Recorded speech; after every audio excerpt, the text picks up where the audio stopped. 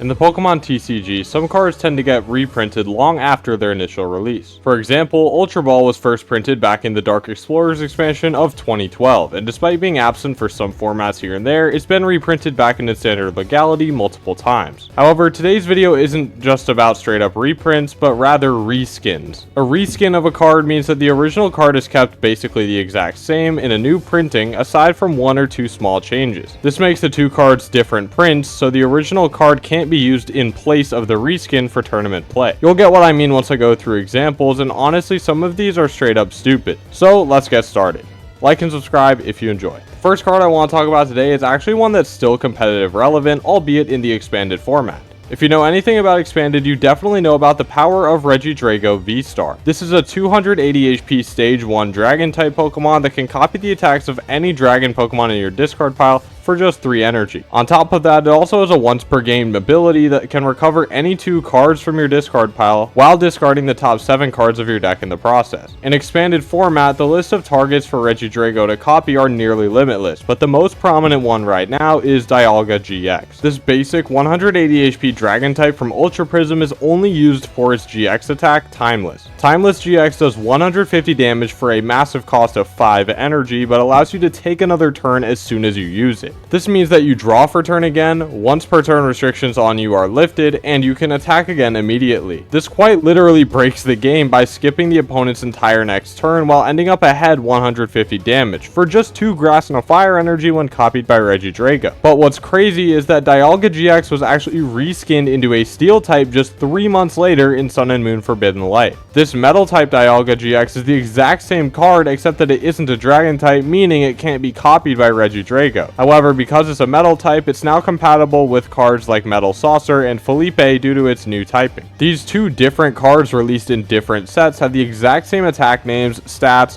card name, and artworks. The literal only difference is that one is good and the other is bad because of their differing typings. But what's craziest about this to me is that they did the exact same thing to Palkia GX from Ultra Prism, giving it a brand new water type reskin in Forbidden Light, which in this case made it better initially since it was a better fit in Archie's Blastoise stacks. In expanded format, Archie's Blastoise is one of the greatest archetypes of all time, cheating out Blastoise on turn 1 thanks to Archie's Ace in the Hole, and Blastoise allows you to accelerate as many water energy as you want from your hand to your Pokemon. Palkia GX was occasionally used because of his Zero Vanish GX attack, which allows you to do 150 damage and shuffle all energy attached to all of your opponent's Pokemon back into their deck. If you wanted to use Palkia GX in your Blastoise deck, the Dragon one was used initially, but once the Water type one came out, everyone switched to that one since it was now able to hit for weakness, be searched by Dive Ball if you played it, and it could technically be put into play by Archie's itself. Somehow, these two Pokemon were both reskinned the exact same way, yet one became better competitively and the other just became worse.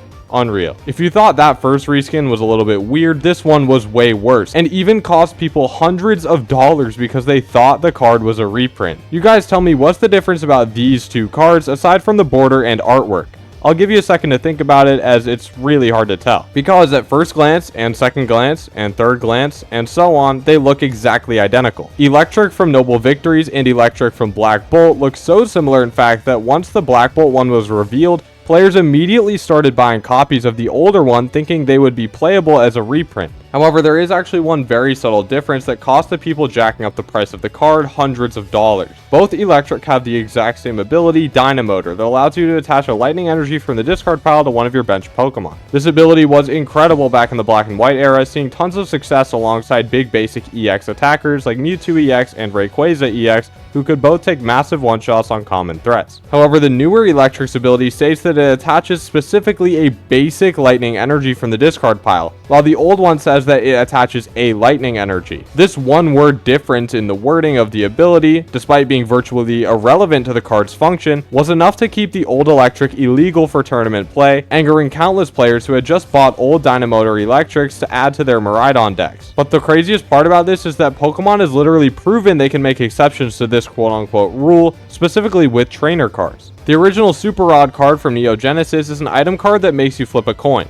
If heads, you put an evolution Pokemon from your discard pile into your hand, and if tails, you do the same thing but for a basic. If you played during the late Lugia V-Star days and know Capturing Aroma, it's basically just that but for the discard pile instead of the deck. However, when they printed an item with the name Super Rod in Black and White Noble Victories, Pokemon actually issued an errata to the old Super Rod, giving it the exact same text as the new one. So now you could play the Neo Genesis Super Rod in your deck whenever Super Rod was legal. The same thing happened for Quick Ball as well once Quick Ball was printed in Sword and Shield base set in 2020. These new cards aren't exactly reskins, as they are completely different in their functions, but they have the same name and are the same type of card, meaning it would be weird to be able to play both Noble Victory Super Rod and Neo Genesis Super Rod in the same deck. In this hypothetical format, would the limit be 4 cards for both combined, or would it just be 4 for each? It's just not worth the headache, so Pokemon issued the errata. However, similar to Eelektrik, Garbodor from Dragons Exalted was one of the best cards during its time, seeing tons of tournament success. Its Garbotoxin ability disables all other abilities in play and in each player's hand and discard pile, so long as Garbodor had a tool card attached. Once Float Stone released in Plasma Freeze, players could easily slap a Float Stone onto Garbodor to not only disable all abilities, but also turn its fat retreat cost of 3 into a 0 retreat cost. This card is one of the best ability lock cards of all time, and it's one of the most iconic ones ever. Once it got reprinted in Legendary Treasures, its legality was extended until the entire Black and White era rotated out. This is because back then they didn't do regulation marks, meaning that any reprint effectively put the old one back into tournament circulation. Then in XY Breakpoint, Garbodor was reskinned, but this time with a different attack name, cost, and a new secondary effect, as well as a new artwork. However, the rest of the two cards are exactly identical, sharing the same game-changing Garbotoxin ability, which was really all that mattered to players. Despite being an era-defining card for the 2010s and still seeing play in Expanded, the hilarious thing about this Garbodor is that if you want to play it optimally and Expanded, you would play the old one. It's very nerdy, and it's like, dude, you can just play the new one if you want to, right? But at the same time, if you want to play 100%